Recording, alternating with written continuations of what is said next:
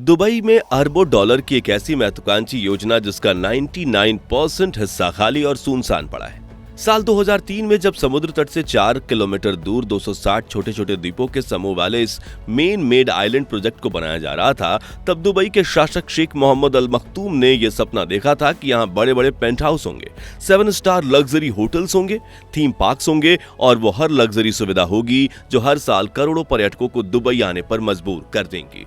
लेकिन 20 साल की मेहनत और 13 बिलियन डॉलर्स के इन्वेस्टमेंट के बावजूद आज वहां सिर्फ बिखरे हुए रेत के टिले हैं जो धीरे धीरे समंदर में धंसते जा रहे हैं। तो आखिर गलती कहां हुई और कैसे दुनिया का सबसे महत्वाकांक्षी, महंगा और यूनिक प्रोजेक्ट द वर्ल्ड मिट्टी में मिल गया? आज इसी रहस्य से पर्दा उठाएंगे, तो पूरा वीडियो जरूर देखिएगा। दोस्तों, साल 2003 में द वर्ल्ड नाम की इस परियोजना की परिकल्पना 260 आर्टिफिशियल द्वीपों के तौर पर की गई थी। इन्हें इस तरह बनाया जाता था जिस तरह धरती पर सारे महाद्वीप आबाद हैं। इसलिए हर द्वीप का नाम उस देश या शहर या इलाके के नाम पर रखा गया था जिस महाद्वीप पर वह स्थित था। यानी कि अंतरिक्ष से देखने पर हमारी पृथ्वी जिस तरह दिखती है, द वर्ल्ड भी उसी पृथ्वी की रेप्लिका यानी प्रतिकृति की तरह दिखने वाला था।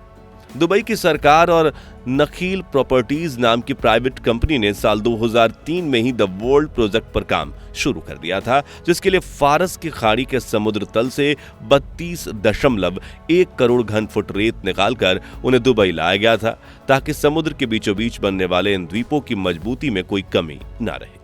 हालांकि कई एनवायरमेंट एक्सपर्ट्स का कहना था कि समुद्र की तलहटी से रेत की खुदाई किए जाने से फारस की खाड़ी में मूंगे की चट्टानों को काफी नुकसान पहुंचा है।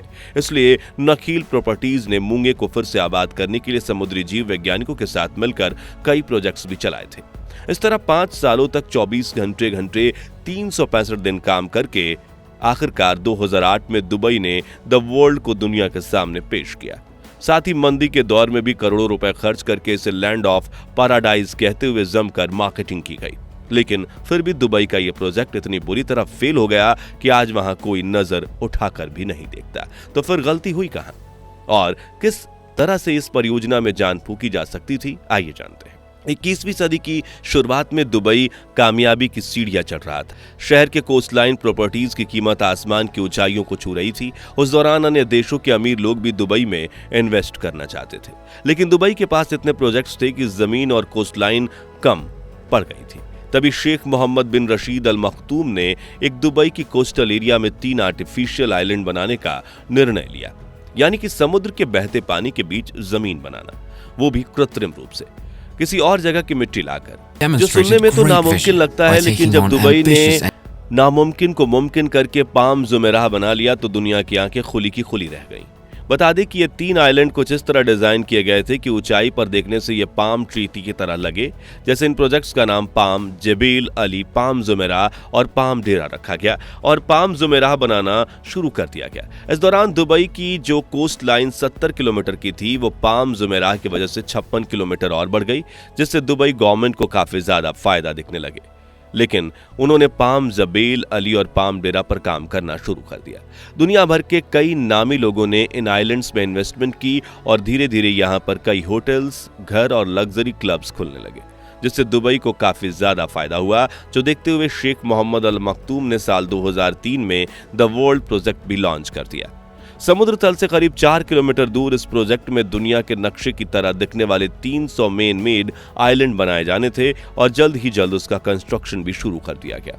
दुबई में बन रहे इस महत्वाकांक्षी प्रोजेक्ट की साइज 14,000 से 42,000 स्क्वायर मीटर्स के बीच में फैली हुई थी और हर आइलैंड के बीच में 100 मीटर का गैप रखा जाना था, जबकि दी वर्ल्ड को 6 किलोमीटर बाय 9 किलोमीटर के अंडाकार आइलैंड में कवर किया जाना था।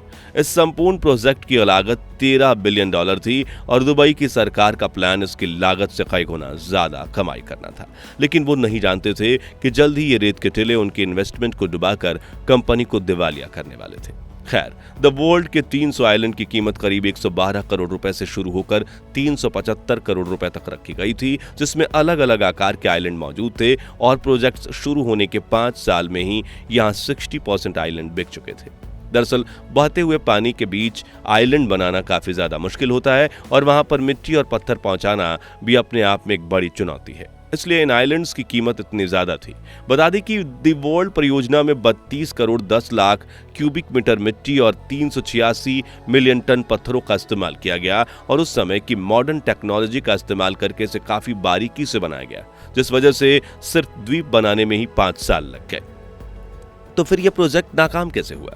तो इसके पीछे 3 महत्वपूर्ण कारण हैं, जिनमें पहला और सबसे बड़ा कारण है इसका डिजाइन। आइलैंड तैयार होने के बाद इनका लुक पृथ्वी के देशों जैसा बिल्कुल नहीं दिख रहा था, जिससे इसमें करोड़ों रुपए लगाने वाले इन्वेस्टर्स काफी नाराज हुए। दरअसल दी वर्ल्ड के 300 में से 70% से भी ज्यादा आइलैंड्स का आकार पृथ्वी के देश, इलाके, शहर या महाद्वीपों जैसा नहीं बल्कि गोलीकार रेतीली चट्टानों जैसा दिख रहा था और ऊपर से देखने पर यह पृथ्वी के नक्शे का 50% भी नहीं दिख रहा था।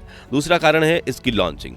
2008 के दशक में इसे लॉन्च किया गया, लेकिन ये वही समय था जब में पूरी दुनिया सबप्राइम मॉर्गेज क्राइसिस नाम से जाने जाने वाली मंदी के दौर से गुजर रही थी। अमेरिका से शुरू हुए वित्तीय संकट ने दुबई को भी अपनी चपेट में लिया और इसका असर 2010 तक रहा, जिससे इन्वेस्टर्स अपने पैसे इन्वेस्ट करके आइलैंड तो क्या किसी भी रियल एस्टेट प्रॉपर्टी खरीदने से कतरा रहे थे।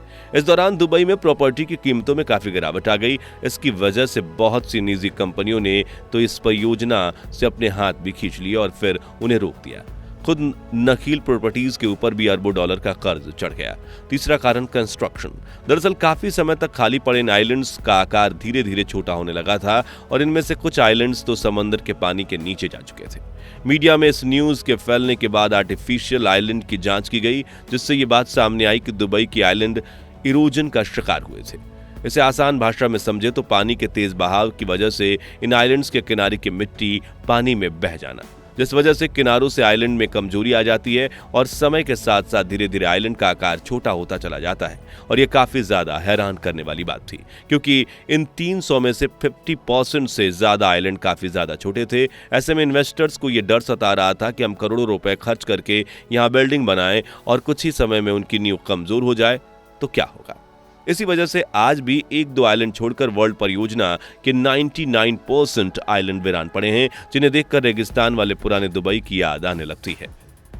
ऐसे में द वर्ल्ड प्रोजेक्ट में दुबई सरकार को काफी घाटा हुआ और नखील प्रॉपर्टीज का तो दिवालिया निकल गया। हालांकि आज भी द वर्ल्ड की बनावट पर बड़ा काम करने के लिए नखील प्रॉपर्टीज अभी ठेकेदारों की तलाश में है, ताकि कुछ आइलैंड बिके और उनका खर्चा रिकवर हो।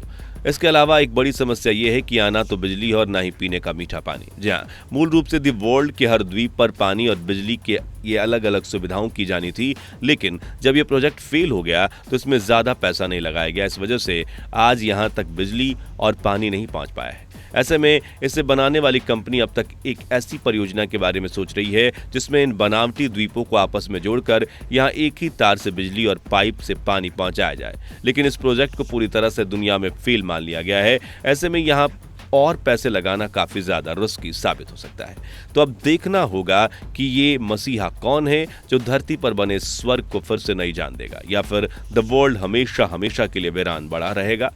अब तो ये वक्त ही बताएगा। दोस्तों, दुबई के द वर्ल्ड प्रोजेक्ट के फेलियर से हमें ये सीख जरूर मिलती है कि इंसान चाहे जितनी भी कोशिश कर ले, लेकिन मदर नेचर की प्रकृति संरचनाओं से मुकाबला नहीं कर सकता। खैर, क्या भारत को ऐसे महत्वाकांक्षी प्रोजेक्ट्स पर काम करना चाहिए नहीं? कमेंट्स में बताइए। डॉक्यूमेंट्री पसंद आई हो तो लाइक और शेयर जरूर कीजिए और ऐसे ही दिलचस्प वीडियोस के लिए इस चैनल को सब्सक्राइब करके पास वाली घंटी जरूर बजा दीजिए। धन्यवाद।